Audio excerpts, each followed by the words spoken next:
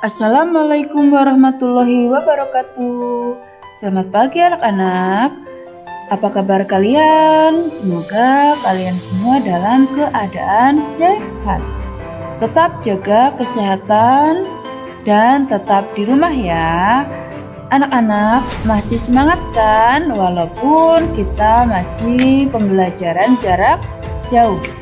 Nah anak-anak, kali ini kita akan lanjut pada pelajaran tematik tema 4, globalisasi. Subtema 3, globalisasi dan cinta tanah air. Pembelajaran 1 dengan muatan pelajaran Bahasa Indonesia, IPA dan IPS, dan pembelajaran 2 muatan pelajaran PPKN dan SPDP. Tujuan pembelajaran kali ini adalah dengan membaca, siswa mampu menulis informasi penting dari teks eksplanasi yang dibaca dalam bentuk tulisan dan visual dengan kalimat efektif dan kosakata baku dengan sistematis. Setelah berdiskusi, siswa mampu menuliskan sikap-sikap positif dan tindakan yang dilakukan dalam keberagaman ekonomi dengan benar. Setelah berdiskusi, siswa mampu mengidentifikasi pentingnya sikap positif dalam hal keberagaman dan keberagaman ekonomi dengan benar. Dengan pengamatan, siswa mampu menjelaskan manfaat sumber alternatif energi listrik dengan tepat. Dengan pengamatan, siswa mampu menjelaskan prinsip kerja sel surya sebagai sumber alternatif energi listrik dengan sistematis. Dengan mengamati sebuah poster, siswa mampu menjelaskan maksud dari poster tersebut dengan tepat. Indonesia luncurkan program Akademi Energi Surya pertama di Asia Tenggara. Departemen Teknik Elektro Fakultas Teknik Universitas Indonesia (PTUI) meluncurkan Solar Academy pertama di Asia Tenggara, yaitu institusi pendidikan dan pelatihan tenaga surya. Peluncuran ini ditandai dengan penyelenggaraan seminar Solar Energy for Our Future pada Selasa 24 Juli 2012 di Universitas Indonesia. Seminar dihadiri oleh para pakar energi dari Jerman, wakil dari ASEAN, serta pemerintah selaku penentu kebijakan ekonomi nasional. Seminar membahas tentang potensi, perkembangan, serta penggunaan energi terbarukan tenaga surya di Indonesia dan di Asia Tenggara. Indonesia dan negara-negara di Asia Tenggara merupakan negara kaya potensi sumber energi terbarukan, khususnya tenaga surya. Namun potensi pemanfaatan tenaga surya tersebut belum optimal. Sel surya merupakan lempengan tipis terbuat dari silikon yang dapat mengubah langsung cahaya matahari menjadi energi listrik. Lempengan sel surya tersebut diberi muatan positif dan muatan negatif. Saat cahaya mengenai lempengan tersebut, kemudian akan memicu muatan positif untuk bertemu dengan muatan negatif sehingga terjadilah arus listrik.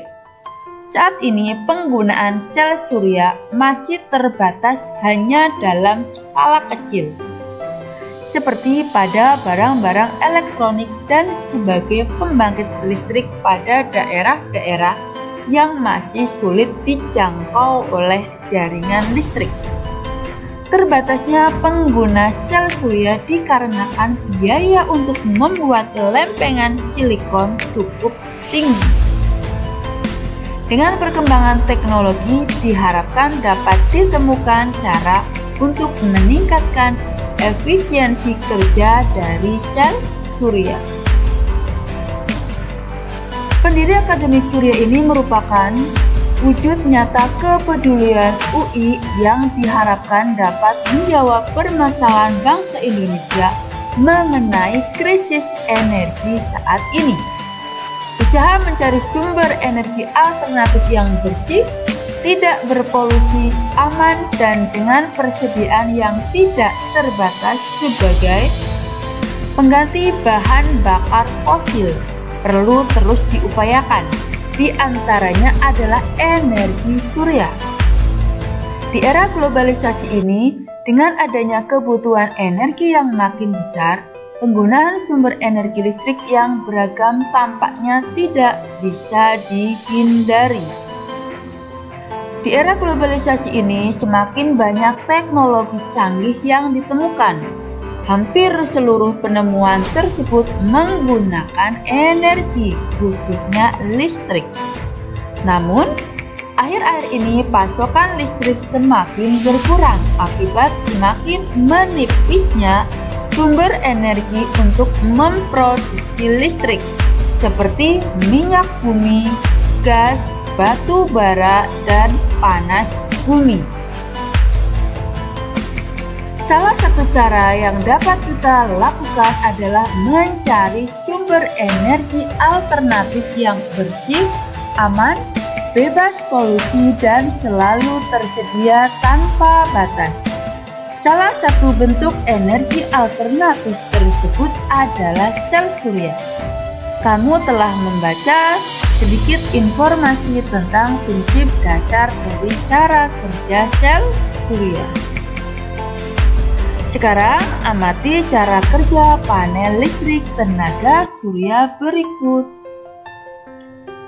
Kalian bisa lihat gambar berikut ini.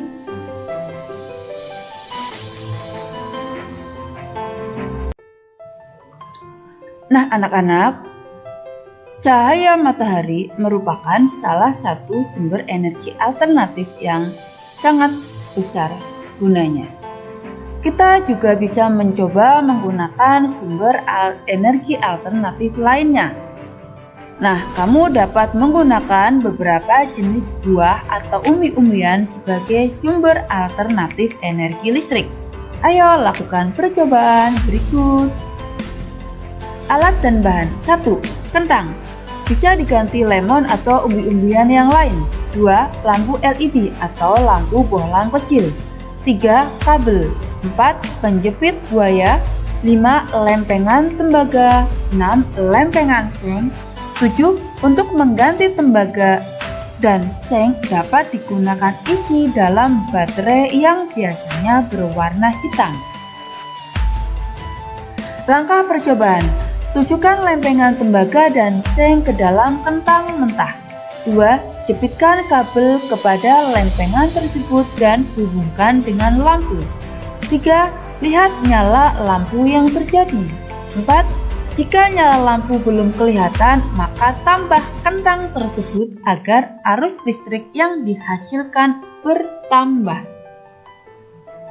Penjelasan: lampu tersebut dapat menyala karena adanya arus listrik yang mengalir, seperti halnya baterai lampu senter. Kentang dan lempengan-lempengan itu menghasilkan arus listrik walaupun sangat lemah. Getah kentang memengaruhi logam-logam itu secara kimiawi layaknya larutan elektrolit dalam aki.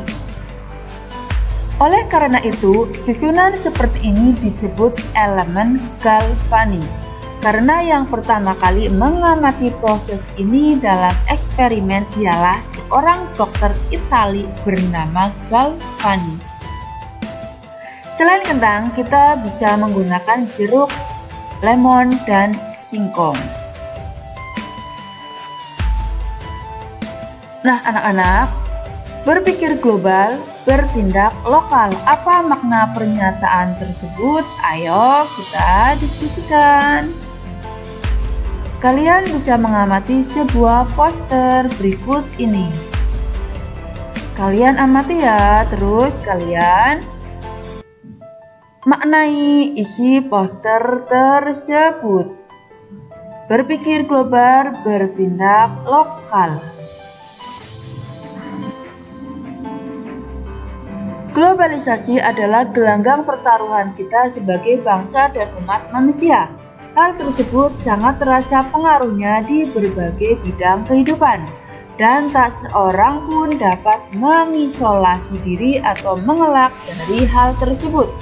Kita harus mampu menyaring, mengambil yang positif, dan meninggalkan yang negatif agar tidak tergilas roda globalisasi. Salah satu cara yang bisa dilakukan adalah memegang teguh nilai-nilai luhur dan akar budaya kita sebagai bangsa Indonesia. Nah, sebagai bangsa Indonesia, dalam era globalisasi kita tidak boleh tergerus oleh nilai-nilai yang negatif. Maka salah satu atau beberapa cara yang dapat kita lakukan sebagai wujud cinta kita terhadap tanah air adalah cintai buah dalam negeri. Jangan lupakan pasar tradisional, walaupun sudah banyak pasar-pasar modern, tetapi kita bisa menggunakan pasar tradisional sebagai bentuk rasa cinta tanah air. Dan gunakan produk dalam negeri. Beberapa sikap yang harus dilakukan untuk menghadapi dampak globalisasi. 1. Sikap bijaksana, yaitu menerima kemajuan ilmu pengetahuan dan teknologi serta membuka diri terhadap pengaruh globalisasi. 2. Sikap waspada, yaitu dengan cara mempertahankan jati diri bangsa. 3. Sikap selektif, yaitu memilih yang baik dan membuang yang buruk. 4. Sikap mempertahankan nilai-nilai pergaulan sesuai kepribadian bangsa. Nah, anak-anak, demikian penjelasan Bu Guru tentang materi tematik tema 4, subtema 3, pembelajaran 1 dan 2. Anak-anak, kalian hari ini cukup merangkum pembelajaran yang telah Bu Guru terangkan tadi di buku catatan kalian. Setelah itu kalian pelajari. Demikian, terima kasih. Wassalamualaikum warahmatullahi wabarakatuh.